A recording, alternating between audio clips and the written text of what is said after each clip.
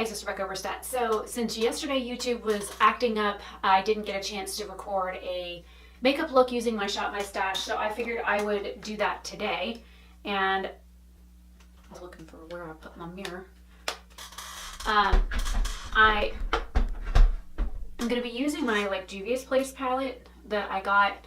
I've already done 2 looks with this palette, and I edited that this morning, so that will go up, of course, before this.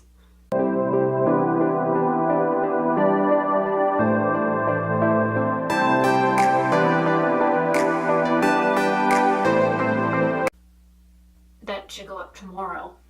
I'm actually recording this first thing Monday morning. This is just the Urban Decay eyeshadow primer potion. I don't have any other makeup on my face other than some lip gloss that I threw on. But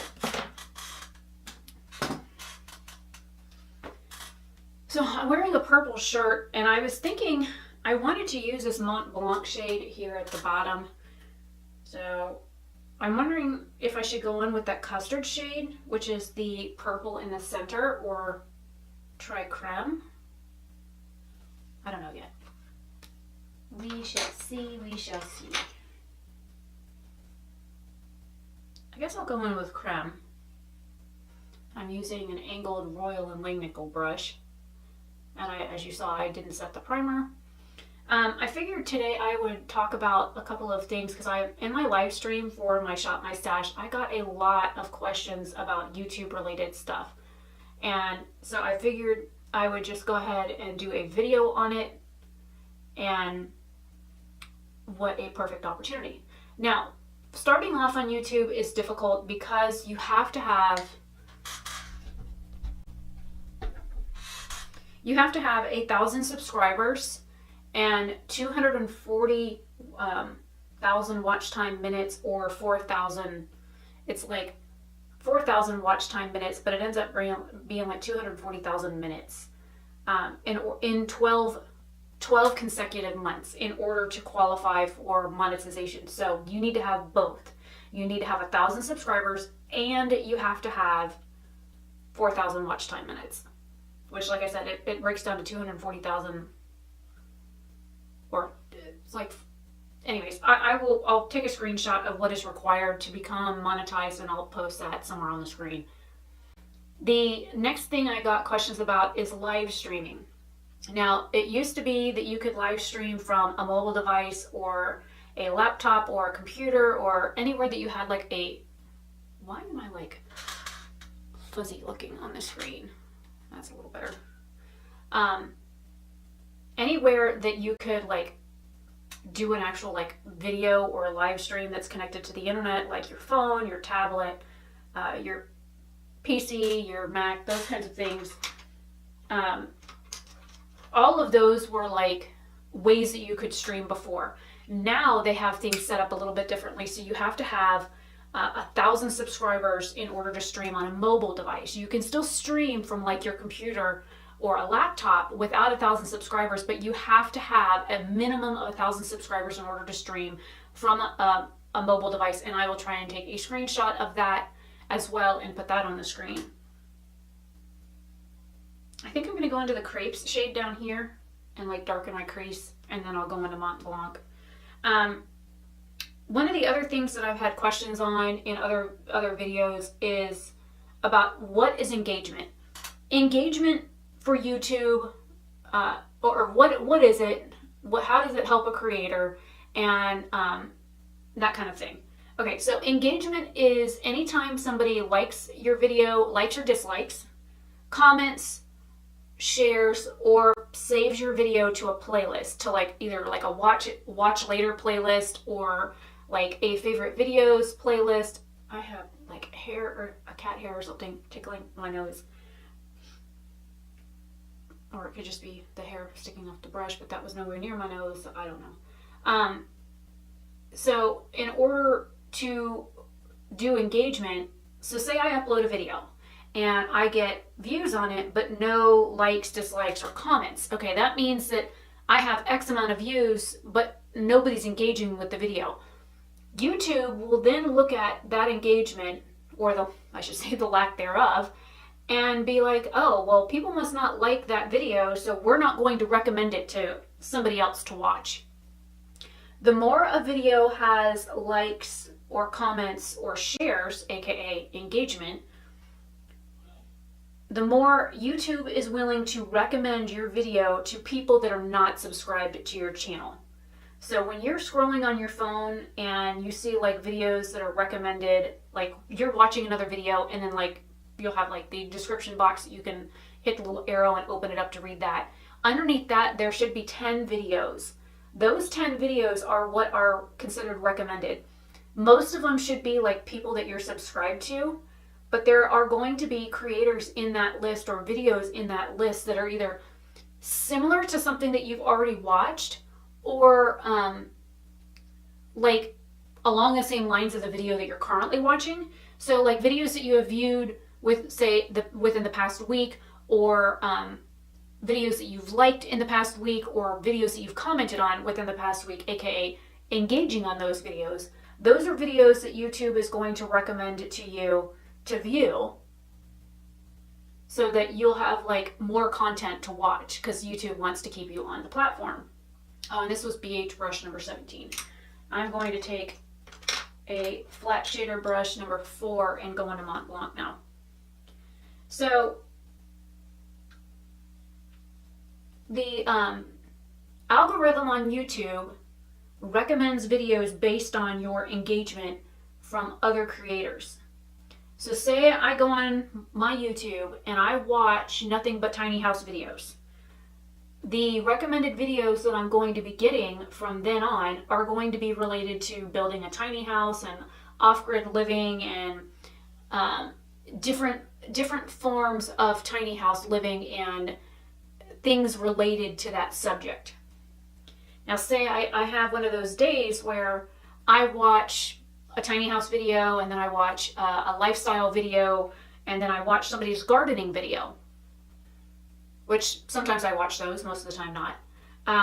Tiny house videos, yes, hands down, I will watch those all day, every day. I love those. The algorithm is then going to take into consideration that you were watching a lifestyle video, you watched a gardening how-to, and you watched several tiny house videos. They're then going to redo what your recommendations are based on your viewing history, and they're going to recommend that you watch, like, I don't know, you'll have like 2 or 3 extra videos pop into your recommended that are gardening related or somehow related to lifestyle things or house tours or whatever that you've been watching. Those are all videos that YouTube knows that you watch, and they will recommend them. And you do not have to have a YouTube account or be signed in on a YouTube or Google account in order to get recommendations. So the more that we get engagement on a video, like say I post a video at 5 o'clock and it gets 7 views before 6 o'clock and 4 likes. At 6 o'clock, most likely that video, because it has at least a 50% ratio of views to engagement, so 50% of the people that viewed my channel, or at least 50%, engaged with my video either by a like or a comment. We're just going to use likes for example. Then that means that YouTube is then going to take that video and they're going to be like, okay, well, only 7 people watched it, but 4 out of those 7 people liked the video, so I'm going to recommend it to 10 other people. And then by 6:30, the video is at 13 views and has 6 likes. So we're right still at 50%. The more likes and comments that you have on a video, the more YouTube is willing to recommend your video to somebody else. Now, if you get like dislikes on a video, it used to be that YouTube would say, oh, well, you know, people don't want to watch this video because they're disliking it. So we're not going to recommend this video to somebody else. We're going to, not recommend it. They're not doing that now. Engagement is engagement. So whether you like a video or dislike a video, it doesn't matter. I'm putting the Mont Blanc shade up here as well. It looks dark in the pan, but it really isn't right now because I'm not using a wet brush. I'm using a 100% dry brush. So thankfully now dislikes do not hurt a channel like they used to. Before, if you got a bunch of dislikes on a video, YouTube wouldn't really recommend your channel to other people. All right, yeah, even though I kind of wiped off some of the glitter, I'm going to take my washcloth that's a little bit damp.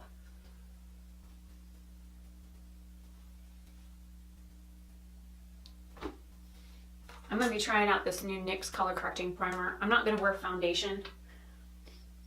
I took its lid off and it got happy.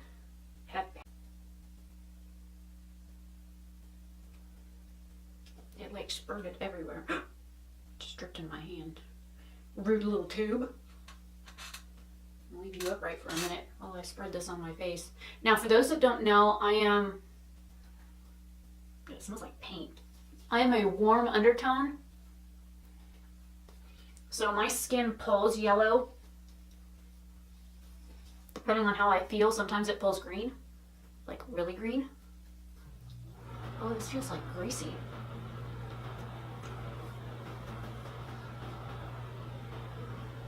I use a yellow corrector under my eyes, and that's, you know, I was looking for a yellow corrector for under my eyes, and I kind of thought this would work.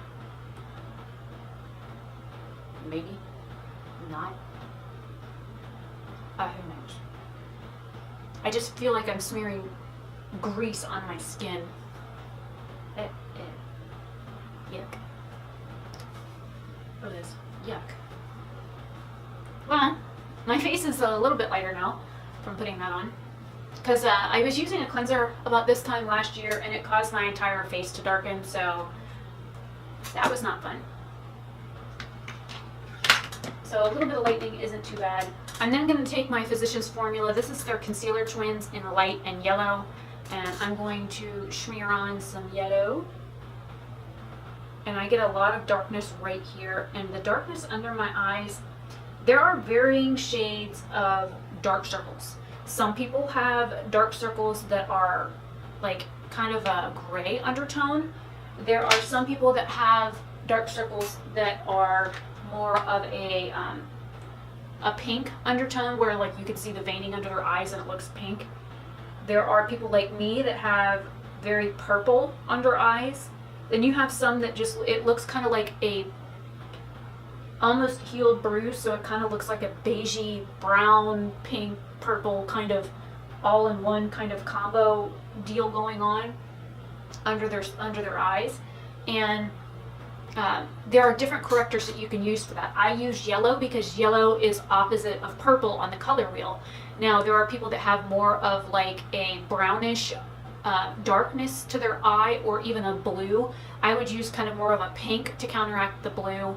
And then you've got like the brownish ones where people use like a salmon or a peach shade depending on your skin color. This is the BH Cosmetics concealer. It's been a while since I've used it. And it looks really light until it dries.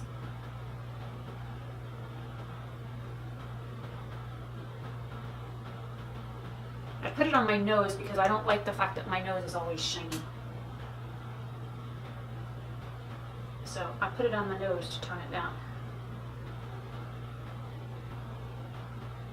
This is in my my stash for June. I'm kind of glad that I'm pulling it back out because I haven't used it in a while. And it seems to be drying out quite a bit.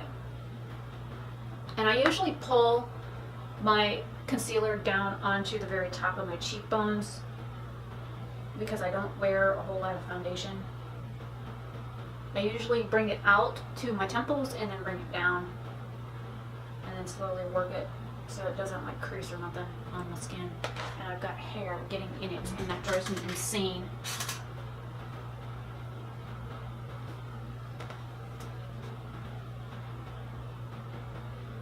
Yeah, that concealer is like drying out pretty bad.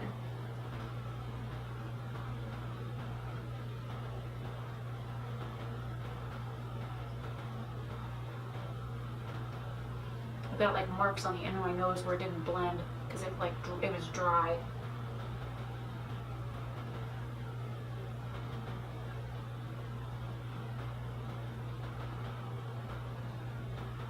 and it's like sticking in every little line under my eyes. Not cool. You can see they're not cool.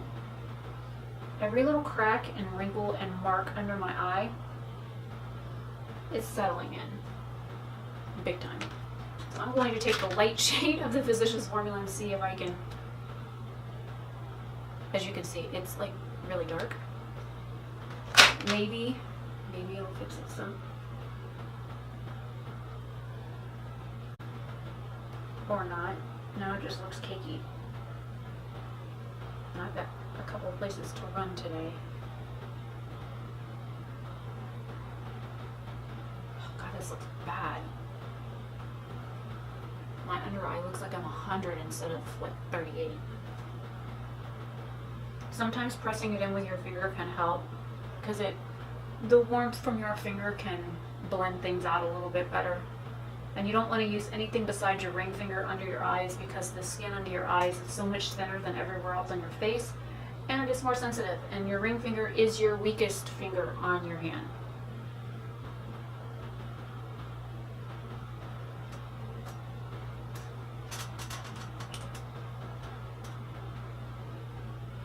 It's like dried, cakey right here on my eye. This side isn't as bad. Well, let's just hope nobody's looking that close at my under eyes today. I'm going to go ahead and put some powder on it. Let's make it worse. If it can be screwed up, trust me, I will do it. That's helping smooth things out a little bit. So, now that we've talked about engagement and what it is, how it helps a creator, talked about live streams, talked about monetization. I mean, really, starting a YouTube channel isn't too difficult. It's basically a lot of like setting stuff up. Now, YouTube is owned by Google. I found that there were people that didn't know that in my live stream, and I guess not everybody knows that, but YouTube is owned by Google. And this past weekend, Google was down. So was YouTube. And a lot of us were not able to like get our videos posted.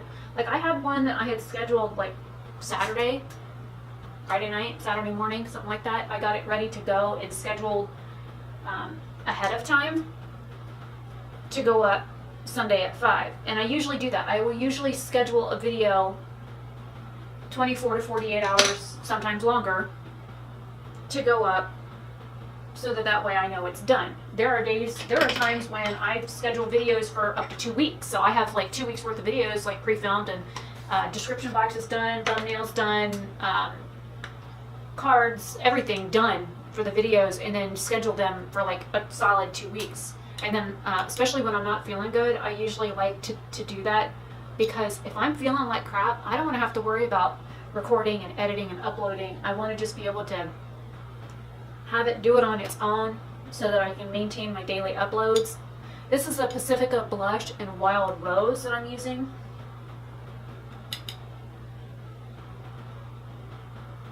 It's not as pigmented as some of the other blushes I have, which is fine.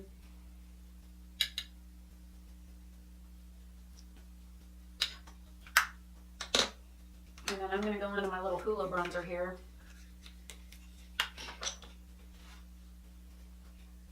Now, when it comes to setting up your YouTube account, those are pretty easy steps to do. You just go through Google and you set up your page, and then you go to YouTube, and you can sign up for a Google AdSense account, but it's not really going to make a big difference until you're monetized to do that. Like I said, you need 1,000 subscribers and 4,000 watch time minutes in order to do that. But once you get it set up through Google and you go to the YouTube, if you have a video that's already like recorded, you can record from like your phone, your iPad.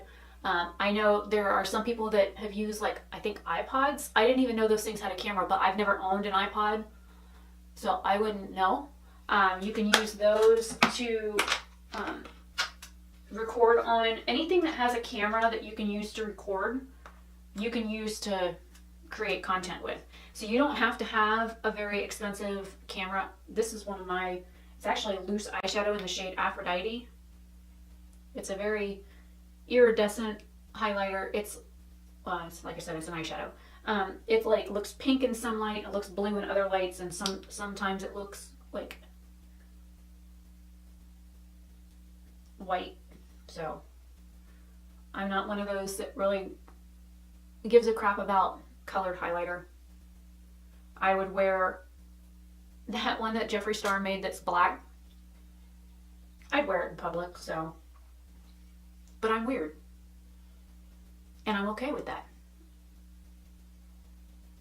Yeah, like right now I see like a blue streak on my face. I don't know if it's coming across on camera or not. Sometimes the ring light that I have behind the camera like washes me out. Which is why I like to do like video outside so you guys get to see what the makeup looks like. And then I'm going to run over all of that with the Galactic. This is in Fair. This is their Luminous Face Powder.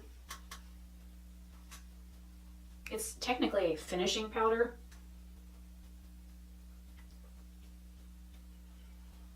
And then I'll worry about what's going on with the rest of my face. And I have to be very careful with using it. I'm doing like big swirly motions because this is too dark for me. Like if I was to only put it on like half of my chest, I can see it right here on my chest where it's like darker compared to this side. Let me fix that. So it is darker than I am, but it's beautiful and it gives the skin a nice luminous appearance. What do I want to do next? Oh yeah, under my eyes.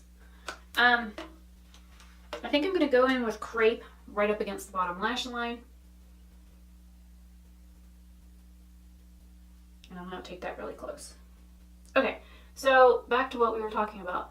So you have your channel set up. You've got a video recorded. You upload it. Now what? When uploading from a computer, you hit the little camera icon. Again, I will put something on the screen. I am not sitting at my computer. I'm sitting in the bathroom, which is really the only room that has really good lights. You click upload and you can upload it as unlisted, public, or private. I usually upload my videos as private and then I have the option to go back and change that stuff later. It just makes it easier for me to fart with things. And then I'm going to come in with Crème and then smoke that out a little bit more, like blow it out. And because this is angled, I can pick up color just on the little tip of that brush, and I've got it flipped upside down. So you can upload your video on, like I said, public, private, or unlisted. Unlisted means anybody with the actual direct link to that video can watch it. Public means that as soon as it gets done uploading to YouTube, that it will show up on your channel. And then private means even if they have a link to that video, they can't see it. So those are your three different upload options. Now, no matter if you're on your computer, this is Mont Blanc again, I'm just putting it under my eye. Whether you're on your computer or like the YouTube app or the YouTube Creator app, any of those things uploading, it has to stay open.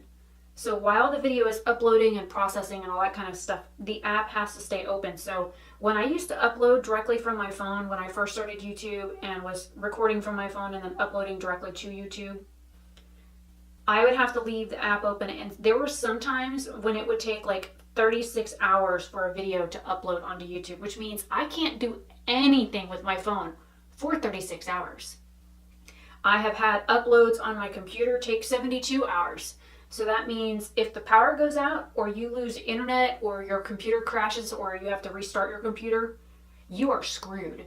Now, one good thing with uploading from a computer is if something like that happens and something crashes, then wherever the video was uploading at when it crashed is exactly where it will start from when you put the video file back in.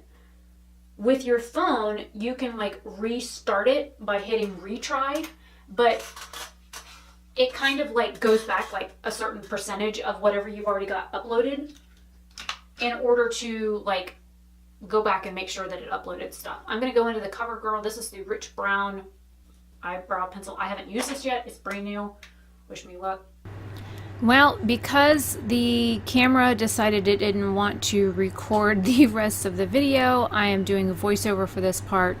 So basically I need to let you know that I did finish the rest of my makeup. As you can see from the pictures, I used the Ulta makeup setting spray that has the SPF 50 in it, and it burned the absolute dickens out of my skin. I wanted to update you on that. The mascara that I tried to use from IT Cosmetics needs to go in the bin because it is super dried out. So that, I guess I will be decluttering out of my collection because it's really, really dry. Okay, so now into the meat and potatoes. I have talked about a bunch of different things, from what devices you can record from, how you can upload your videos, the regulations for live streaming, what engagement is, how to set up your YouTube channel, that kind of thing. If you want me to do a dedicated sit down, share my screen kind of thing at my computer to talk about these things at another time, please let me know, because I will be happy to do that. I mean, I can do a live stream and do it. The other thing is, there was a couple of things that I forgot to mention. With engagement, it goes also with view time. So you have a 10-minute long video. You have 5 people that view it. The first one views it for a minute and 18 seconds. The second one views it for, I don't know, 2.5 minutes. The third one views it for 5 minutes. The fourth one views it for 8.5 minutes. And the last one views the whole thing. Your engagement, oh, and you get a like from 2 out of the 5 people that watch your video, and a comment from 3 people. Even one of the ones that didn't like your video still commented on it, which happens. Now, when it comes down to what YouTube looks at for engagement, they look at, okay, you have a 10-minute long video, only one person watched it all the way. Anything 5 minutes and over is considered 50% engagement. So what you want out of a 10-minute long video is you would, for YouTube to promote your video and that kind of thing, they need to see engagement of at least 50%. So you need to have at least 50% for likes, comments, and watch time in order for them to more or less recommend your video to other viewers. Now, if you get less than what they want to see for, engagement, then most likely they won't recommend your video as much. But I do know that when it comes to them recommending your video to other people, it really does make a difference on whether or not somebody has commented on your video, liked your video, those kinds of things. Those are things that I know that YouTube looks at just from my personal experience. So the more likes and comments that you get on a video, the more likely they are to recommend it to other people to watch. That, really kind of helps out the creator. So hopefully this makeup and a chit chat is helpful for you guys. I know it's a long one, but I will see you guys in another video very soon. Hopefully you guys have a great day or night wherever you are. And sorry, my camera ate the last 10 minutes of my video. So I will see you later. Bye.